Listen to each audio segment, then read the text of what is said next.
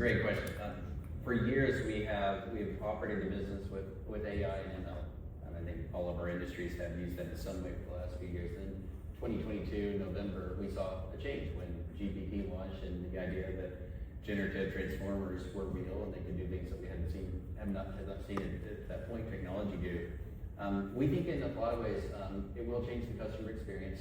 We had an announcement yesterday that's interesting, and we think we can help customers in a few ways, and I'll give you an example.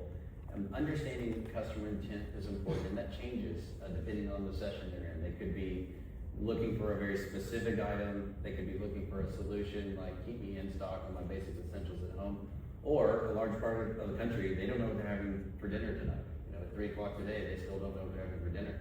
So if we can create... I feel very judged by that. It's not about you or I don't know either, by the way.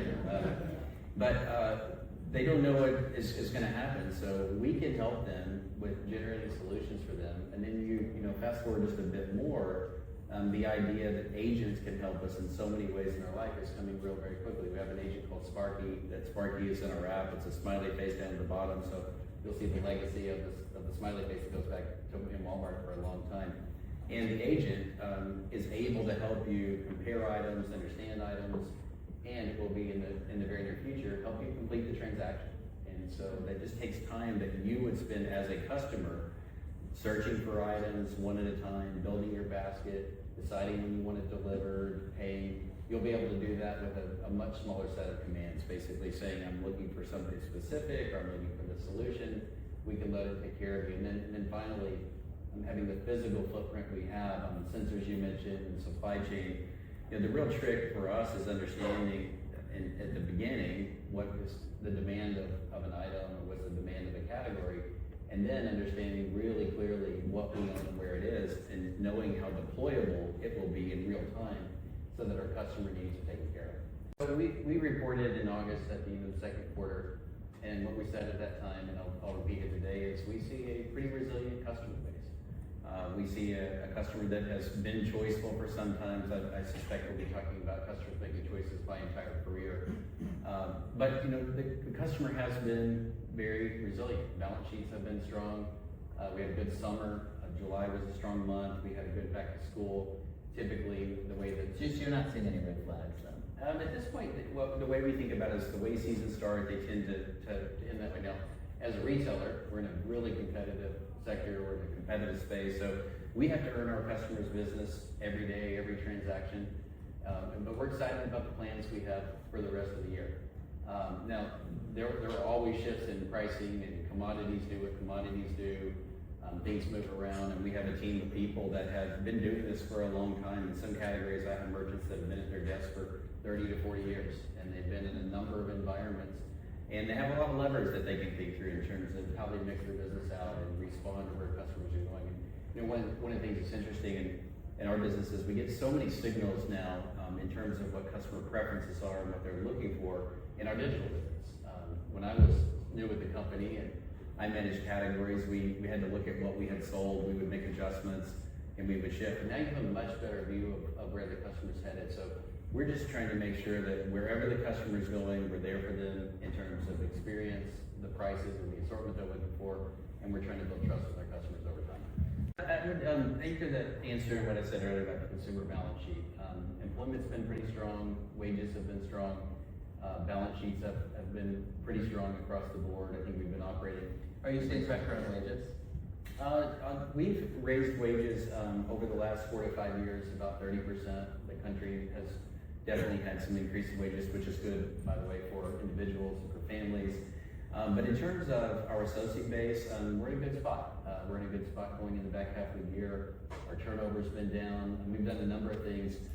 In addition to the way we think about wages, we think about what we invest in associates as a larger pie. So we are paying for college education for our associates if they want to get a 4-year degree. We launched an associate to tech program where you can become an electrician or an HVAC tech, and you can do that on the job. We're getting close to our 1,000th associate who have gotten their commercial truck driver's license.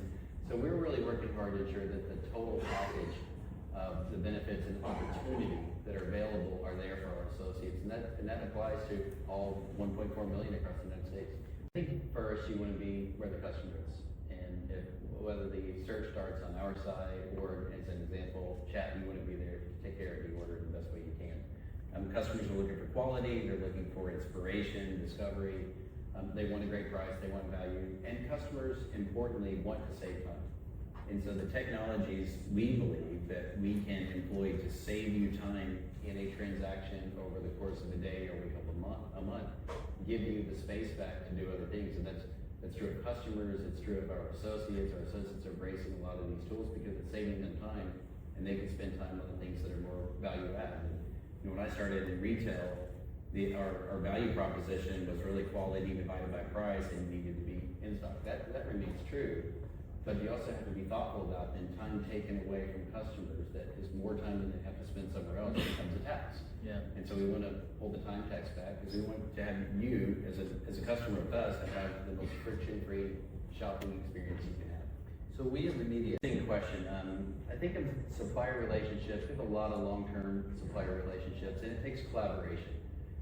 We want suppliers to be in the position where they can innovate and they can develop new products. And this is an economy that's been based on innovation and productivity for a long time. So there are places where some prices have changed. There are other places where they've come down. We try to take a step back and look at what's going on across the entire portfolio.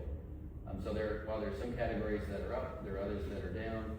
But generally speaking, we're proud of our price position. Just in the last couple months, we have a program called Rollbacks. I'm sure some of you have heard of that if you either have been a supplier of our stores or our site. We have about 7,000 rollbacks right now, and that's up pretty substantially from where we were at the beginning of the year. So our teams have spent a lot of time doing what they can to find efficiency so that our customers are finding value and we're keeping prices in the best possible position we can going into the back half of the year. And I